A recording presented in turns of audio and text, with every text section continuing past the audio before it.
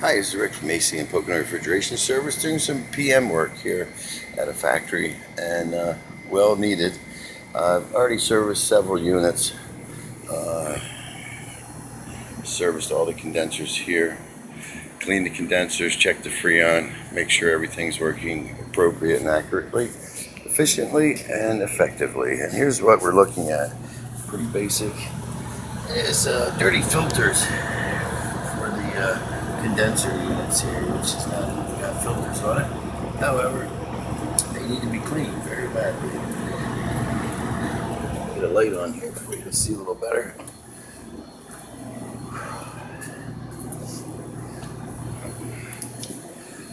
Okay, this is a low boy cooling unit, but you can see what the condenser looks like.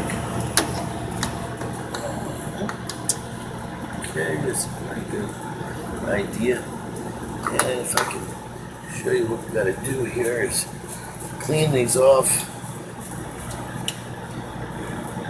There's a piece of plastic that's attached.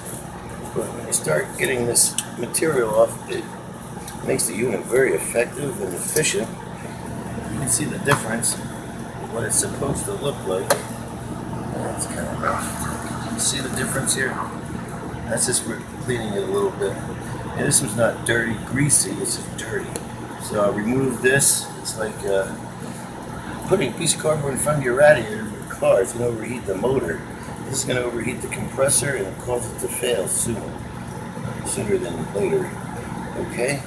So I'll put this out for you guys, and if you own a refrigeration unit in a restaurant or any kind of establishment, do take the time to clean them.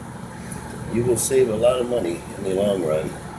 And plus, people won't be getting sick on bad food from a warm refrigerator. Okay, thank you. Have a nice day. And keep those condensers cleaned.